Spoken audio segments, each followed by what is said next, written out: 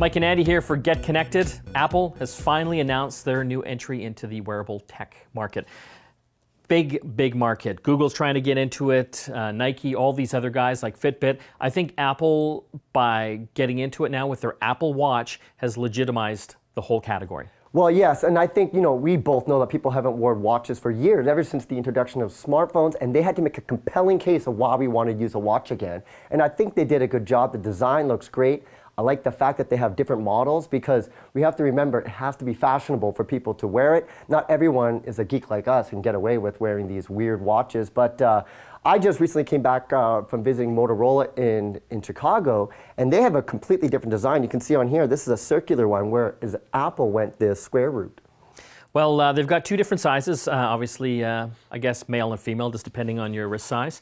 They've also got a number of different bands available for it as well. So I think they really took the whole fashion side, to make that important. But it's amazing what that watch can do. You have to have an iPhone. I believe it's going to work backwards to an iPhone 5 and upwards.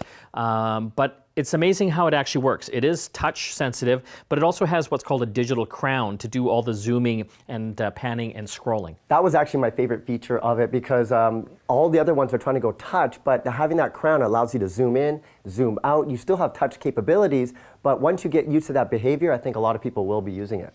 I know they've got a few different editions coming out. The Apple Sports Edition, the Apple Watch Edition. It's got all sorts of sensors built onto the back, obviously a heart rate monitor. It's got an accelerometer as well. So from a fitness standpoint, they say it can help make you healthier. And I think that is the right route to go if you want people to start wearing watches again. If you can make them healthy, if you can make them fit, because we do live in a sedentary world environment now, I think that is the route that they did, and I think they did a really good job. The apps look fantastic. All the analytics of what you're walking and running, you can share it to your friends. I think that's really going to help them get people to want to wear watches again. You can use it as a walkie-talkie. You can also use it as a screen for when you're doing things like FaceTime. What I found interesting as well is that it can actually analyze the incoming messages, like your texts and Twitter. If someone's asking you a question, do you like black or blue?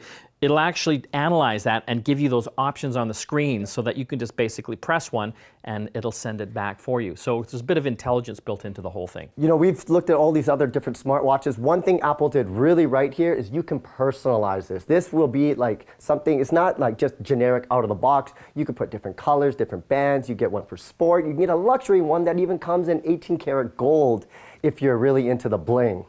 Well, this watch starts at $350. Will the masses go out to get this? That is my big question. Will you get one?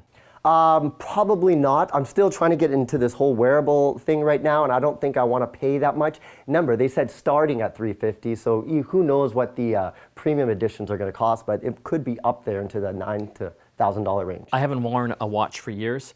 I'm going to try it. I think it's something that I might use. So Apple Watch coming in 2015, so a few months away. Yes, they didn't say. They said early 2015, so that gives them about 4 months in the new year for them to release it. Apple's going to get more of my money.